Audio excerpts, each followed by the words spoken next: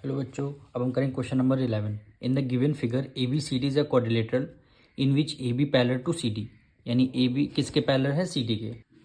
ए B किसके parallel है? D C के, यानी ए बी पैरेलल है किसके? डी सी के। और ए डी पैरेलल है बी सी के, यानी ए डी पैरेलल है किसके? बी सी के। ये आपको गिवन है। सबसे पहले इसको हम क्वेश्चन में गिवन लिखते हैं, यानी ए बी पैरेलल है किसके? डी सी के, और ई डी पैरेलल है किसके? बी सी के। तो आपको टू प्रूव, आपको प्रूव क्या करना है? Angle E D C equal होगा एंगल ए बी सी के।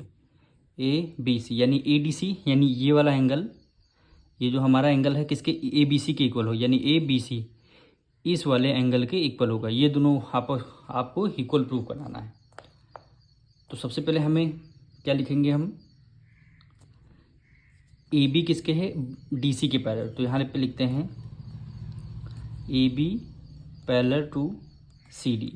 ये दोनों आपस में पैरेलल हैं, और ई डी क्या हो गई? ट्रांसवर्सल। ई डी ट्रांसवर्सल,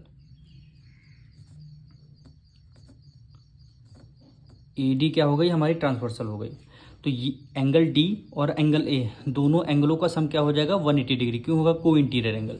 क्यों होगा? को interior angle.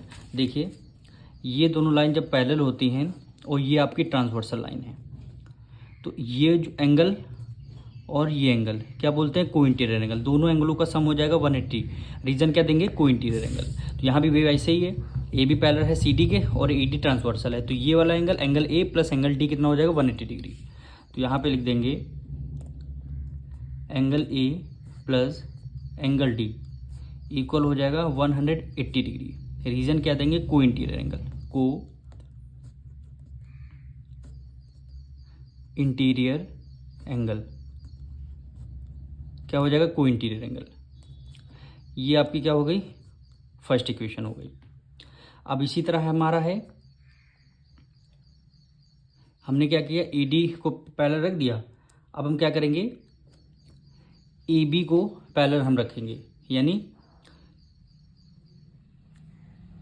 A D parallel किसके है? बी सी हमें गिवन है। तो हम यहाँ पे लिख देंगे A D parallel to B C. ठीक है। और ट्रांसवर्सल इस बार आपको क्या लेनी है? ए सी, यानी ये दोनों पैरेलल लाइन है, और ए बी क्या हो गई? ट्रांसवर्सल। ए बी क्या हो गई? ट्रांसवर्सल।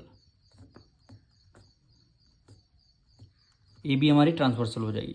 तो angle A plus angle B, दोनों एंगलों का सम कितना होगा? 180 डिग्री। क्यों होगा? को इंटीरियर एंगल। तो यहाँ पे लिख देंगे angle A plus angle B, दोनों एंगलों का सम कितना हो जाएगा? 180 डिग्री। क्या रीजन देंगे? को इंटीरियर एंगल। को इंटीरियर एंगल। ये इक्वेशन क्या हो जाएगी? एंगल 2 हो जाएगी। ये इक्वेशन क्या हो जाएगी? एंगल 2 आ जाएगी। तो अब हम एंगल 1, इक्वेशन 1 इक्वेशन 2 को ऐड करना है हमें, यानी from equation first and second में देखिए, एंगल ए प्लस डी के इक्वल क्या है? 180 है, और एंगल ए प्लस बी के इक्वल क्या है? 180 है। अगर हमारे एल एच एस, ये देखिए यहाँ भी 180, यहाँ भी 180, एल एच एस अगर हमारे इक्वल हैं, अगर एल एच एस इक्वल हो जाएंगे तो हमारे क्या होंगे? आर एच एस भी इक्वल हो जाएंगे, क्योंकि 180 है तो एल एच एस तो इक्वल हो ही है, तो आर एच एस अपने आप इक्वल हो जाएंगे। तो यहाँ पे angle A plus angle D equal हो जाएगा किसके? Angle A plus angle B के। ठीक। अब देखिए, एंगल ए इस तरफ, एंगल ए इस तरफ, एंगल ए से एंगल ए कैंसिल हो जाएगा, बचेगा क्या? एंगल डी इक्वल हो जाएगा एंगल बी के। अब एंगल डी को हम क्या लिख सकते हैं? ये वाला एंगल है, एंगल डी को क्या लिख सकते हैं? ए डी सी लिख सकते हैं, बिल्कुल लिख सकते हैं। तो एंगल डी को क्या लिख दिया? Angle A D C. वही देखिए, डी एंगल डी है, वही हमारा बीच में आया। अब एंगल बी को क्या लिख सकते हैं? एंगल बी को हम क्या लिख सकते हैं? Angle A B C. Angle A B C. तो यही हमें क्वेश्चन में प्रूव करना था। एंगल ए डी सी, देखिए angle A D C equal है एंगल ए बी सी के, angle A D C equal है एंगल ए बी सी। यही क्या हो जाएगा? आपका आंसर हो जाएगा।